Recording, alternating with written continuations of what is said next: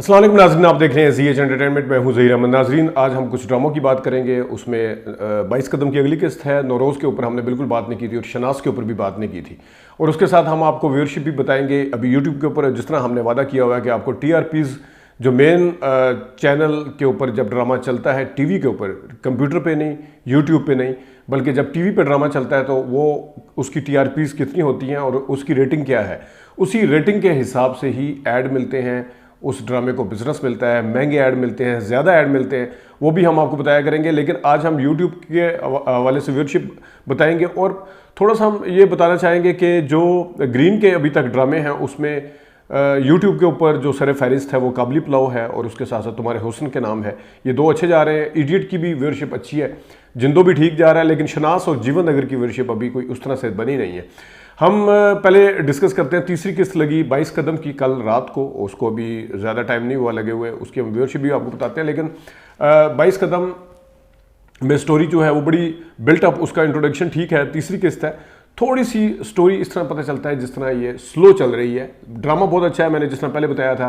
हरीम फारूक और उसकी बहन बहुत अच्छा किरदार अदा कर रही है। वहाज का तो खैर अभी ज़्यादा काम नहीं आया बीच में, लेकिन उसके साथ फिर निदा मुमताज़ का भी अच्छा काम है। बाकी जो साइड कैरेक्टर हैं वो भी ठीक जा रहे हैं। लेकिन जो 22 कदम है वो देखते हैं कि 22 कदम 22 किस्तों पे होगा या 44 कदम पे होगा या 44 किस्तों पे होगा या 40 से ऊपर किस्तों पे होगा, ये देखना होगा। लेकिन अभी उसकी जो बिल्टअप है, ज़ाहिर इंट्रोडक्शन थोड़ा स्लो भी होता है समटाइम, लेकिन उसके जुनून को इस्टेब्लिश करने के लिए, क्रिकेट के अंदर कितना जुनून है उसको, हरीम फारूक का जो भी नाम है उसमें, वो इस्टेब्लिश करने के लिए मेरे ख्याल में काफ़ी ज़्यादा जो अच्छे तरीके से इस्टेब्लिश किया जा चुका है। लेकिन अब अगर इसको खींचेंगे तो वो ड्रैग लगेगा।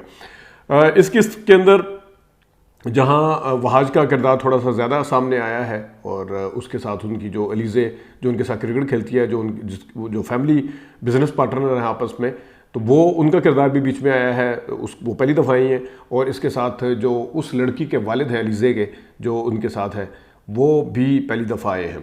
उनके वालिद के हवाले से मैं बात करता चलूँ। उनके वालिद साहब जो हैं, बाकी किरदार सारे अपनी जगह ठीक हैं। वालिद साहब जो हैं वो उस तरह से बूढ़े ओल्ड लगते नहीं हैं जिस तरह हम कॉलेज वगैरह में जब अब ड्रामे किया करते थे स्टेज वगैरह के, तो वो किसी लड़कों को लगा देते थे, बाल सफ़ेद कर दिए, उधर से पूछे लगा दिए, थोड़ा सा चेंज कर दिया। वो झुर्रियाँ उस तरह की नहीं होती, रिंकल्स नेचुरली उस तरह के नहीं होते। तो इसमें थोड़ा सा इनका किरदार जो है उसके वालिद का, वो उस तरह से नज़र आ रहा है और थोड़े से ओवर कॉन्शियस होकर वो अदाकारी कर रहे हैं जो उस लड़की का वालिद है, जो बिजनेस पार्टनर। अभी वहाज की फैमिली कौन सी है ये आने वाली केस में पता चलेगा। लेकिन शाहनवाज ज़ैदी बहुत अच्छा काम कर रहे हैं, निदा मुमताज़ बहुत अच्छा काम कर रही हैं। और इसके साथ साथ हरीम फारूक ने, मैंने जिस तरह पहले बताया था, मुश्किल किरदार है, उन्होंने भी अपने किरदार के अंदर जो जान डालनी थी वो डाल चुकी हैं। और वो जिस तरह बीच में किरदार के अंदर घुसना होता है, उसके बाद किरदार जो मर्जी करता फिरे, अगर वो किरदार के अंदर मैच कर गया फिर वो जो मर्जी करता फिरे, लोग फिर उसको कहीं पे भी ना तो ओवर एक्टिंग समझते हैं ना कुछ समझते हैं। तो ये कामयाबी है हरीम फारूक की कि वो किरदार के अंदर घुसी हैं। जिस तरीके से उनकी बॉडी लैंग्वेज है, जिस तरीके से शौक और चंचलपन का मुजाहरा अपनी आवाज़ के साथ कर रही हैं, जिस तरह डायलॉग है और फेस एक्सप्रेशन ख़ास तौर पे वो बड़े परफेक्ट हैं उनके। और कहीं कहीं जो है वो थोड़ा कई अदाकारों के साथ मिलती भी है। बाद में आगे आने वाली उसमें आपको बताएंगे किन किन के साथ मिल रही हैं। लेकिन बहरहाल वो अपना किरदार अच्छा कर रही है। उनकी बहन भी बहुत अच्छा किरदार कर रही है। लेकिन टू माई सरप्राइज़, क्योंकि पहली 2 किस्तों के अंदर कहीं पे भी ये नहीं लगा था कि उसकी बहन भी क्रिकेट खेल लेती है, तो वो तो ज़ाहिर है एक रिश्ते के चक्कर में साइकोलॉजी में MA किया हुआ है, MSc की हुआ है जो भी, लेकिन मास्टर किया हुआ है उसमें, लेकिन वो उसने कभी ये नहीं शो होने दिया था कि वो क्रिकेट खेल लेती हैं। तीसरी किस्त में अचानक जाके जब वो शर्त लगाते हैं उसको, तो वो छक्के चौके लगाना शुरू हो जाती हैं। तो ये मेरे लिए सरप्राइज़ था। इसको खैर जिस तरह भी है। अब आते हैं जनाब, इसको खैर 22 कदम को लोगों ने देखा है, जो आखिरी कल की किस्त लगी है, 6,40,000 लोगों ने इसको अभी 14 या 16 घंटे हुए एयर हुए। अब आते हैं जनाब अगले ड्रामे की तरफ, नौरोज़ की तरफ, जिसके शहजाद कश्मीरी साहब डायरेक्टर हैं और जिसके काशिफ अनवर साहब राइटर हैं। नौरोज़ की जो है वो भी 2 किस्तें लगी हैं अभी, और नौरोज़ में शामिल ख़ान है और मारवा हुसैन है, उसके साथ मंजर सहबाई है, उसके साथ और करैक्टर भी हैं जो आगे आ भी रहे हैं। नौरोज़ की जो कहानी है, जिस तरह मैंने बताया, इडियट की कहानी अलग है, काबली पुलाव की ख़ास तौर पे अलग है, जिंदों की भी अलग है, लेकिन नौरोज़ की कहानी भी अलग है। तो इस लिहाज से ग्रीन एंटरटेनमेंट के जो ड्रामे शुरू हो रहे हैं, बाकी चैनल्स के जब शुरू होंगे उनके ऊपर भी हम नज़र रखेंगे, उनके ऊपर भी हम रिव्यू दिया करेंगे। लेकिन अभी क्योंकि ये ड्रामे शुरू हैं तो इस हिसाब से अछूते टॉपिक हैं, इनके मौजू बहुत अच्छे हैं, अलग हैं, हट के हैं, जो 2-3 ड्रामों के मैंने नाम लिए। तो नौरोज़ में शामिल खान जो हैं वो पालते हैं एक बच्ची को।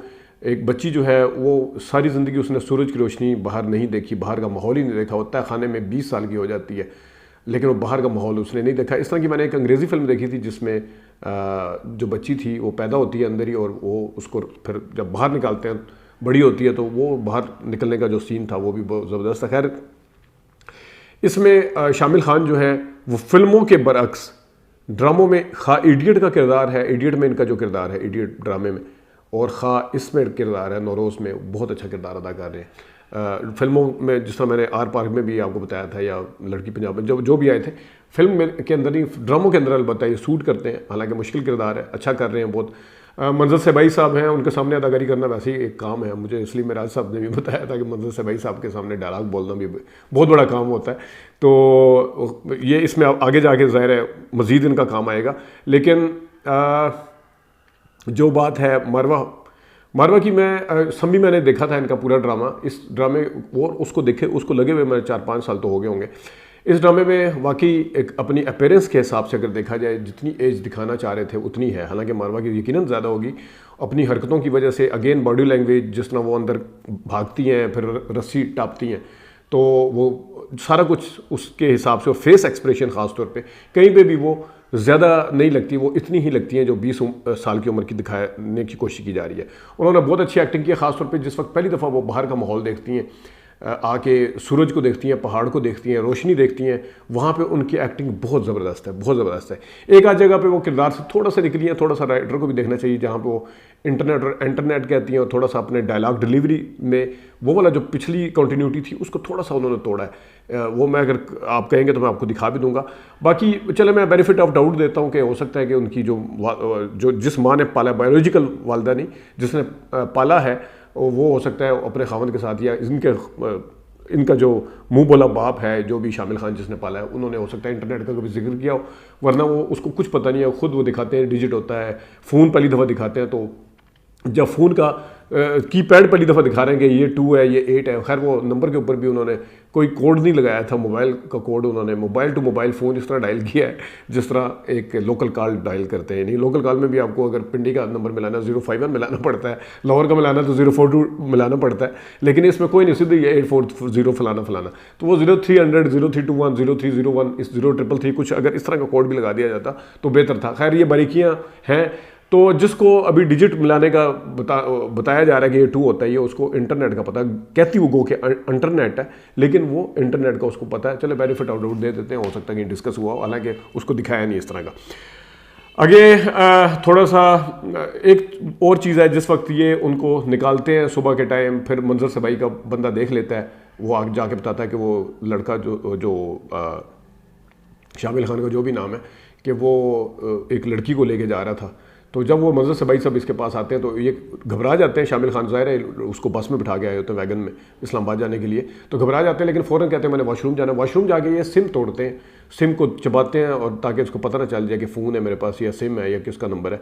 और वो उसको ख़तरा होता है कि कहीं मेरी बेटी जो है वो फ़ोन कर लेगी इसी नंबर के ऊपर, ज़ाहिर है उसने नंबर डायल करके दिया होता है, तो वो कहीं मैं फंस ना जाऊँ, तो ये वगैरह वगैरह। अब ये यहाँ तक तो ठीक है। अगर आने वाले उसमें ये दिखाते हैं कि मारवा जो है इस्लामाबाद पहुंच जाती है, या वो उसके साथ जो भी होता है, वो जो मुश्किलात आती हैं, और वो अपने फादर को फ़ोन करती है, इसने क्योंकि सिम निकाल दी है और वो फेंक दी है, और वो सिम दोबारा ज़ाहिर है जिसने चबा के फेंकी है, अगर नहीं डालेगा, अगर ये डुप्लीकेट सिम डालता है तो ये कॉमन सेंस है कि आपको पता है कि मेरी बेटी के पास सिर्फ यही नंबर है। अब आप यानी कि मेरी बेटी के पास यही नंबर है, वो जब कॉल करेगी तो इसी नंबर पे करेगी, लेकिन ज़ाहिर है आपने वो फेंक दिया उसके डर से, तो वो दूसरी डुप्लीकेट सिम भी बाद में निकल सकती है अगर चाहें तो। लेकिन ये कॉमन सेंस है, और ज़ाहिर है अब वो मारवा उसी नंबर पे कॉल करेगी, वो नंबर बंद मिलेगा आगे जाके, तो ये थोड़ा सा एक इलॉजिकल लगेगा कि वो बंदा जो है उसने वो वाली सिम तो चलो फेंक दी थी डर के, दोबारा फिर वो वाली सिम कभी दोबारा उसने क्यों नहीं डाली? क्या मंजर से भाई हर वक्त उसके साथ होता है, क्या उसको चेक करेगा? ये एक थोड़ा सा है, अगर आप देखते हैं आगे जाके ड्रामे में क्या होता है, लेकिन बहरहाल यहाँ पे लॉजिक्स होनी चाहिए। अदाकारी के हिसाब से बहुत अच्छे जा रहे हैं सारे। अब आते हैं शनास की तरफ। शनास जो नौरोज़ है, इसकी जो दूसरी किस्त है इसको देखा गया 7,14,000 लोगों ने देखा है इसको। और अब आते हैं शनास की तरफ। शनास में हाजिरा यामीन है, सानिया सईद है और बाकी कास्ट अदनान शाह टीपू भी हैं और भी लोग हैं। लेकिन शनास की जो शुरुआत है, दूसरी की पहली किस्त भी मैंने देखी थी, स्टोरी ठीक है इसकी, दरमियानी सी है और जो इसका पेस है वो भी बस ठीक है। वो उस तरह से शायद इंटरेस्ट अभी तक डेवलप नहीं हो सका जिस तरह बाकी ड्रामों का है। ज़ाहिर हर ड्रामा एक दूसरे का मुकाबला तो नहीं कर सकता, उसकी अपनी स्टोरी है इस हिसाब से देखा जाए। डायरेक्शन के अंदर कोई कमी कोताही उस तरह से नज़र नहीं आती है, लेकिन जो स्टोरी के हिसाब से देखा जाए तो स्लो है, अभी तक लोगों की तवज्जो उस तरह से वो हासिल नहीं कर पाया है। हाजिरा यामीन अच्छा किरदार अदा कर रही है, सानिया सईद बहुत अच्छा किरदार अदा कर रही है। सानिया सईद को जो हस्बैंड बने हुए हैं वो भी बहुत अच्छा काम कर रहे हैं। अदनान शाह टीपू नेगेटिव किरदार में है, वो भी बहुत अच्छा किरदार अदा कर रहे हैं और देखते हैं कि आगे जाके ये ड्रामा कहाँ जाके खड़ा होता है। और इसकी जो इसको लोगों ने देखा है जनाब, इसको 2,53,000 लोगों ने देखा है। हालांकि इसकी किस्त को भी 2-3 दिन गुजर चुके हैं, कम है इसकी। नाज़रीन ये थे और आगे भी हम ड्रामों के ऊपर अपडेट करते रहेंगे। जो चीज़ें हमें कमी कोताही लगेगी उस पर भी बात करेंगे, जिसकी अदाकारी बहुत अच्छी होगी उस पर भी बात करेंगे और जो टॉपिक्स अच्छे होंगे उसकी भी बात करेंगे। जो ड्रैग किया जाएगा ड्रामा तो उसके पे भी बात करेंगे। नाज़रीन अभी तक के लिए इतने, अपना ख्याल रखिएगा, इजाज़त दीजिए, अल्लाह हाफ़िज़।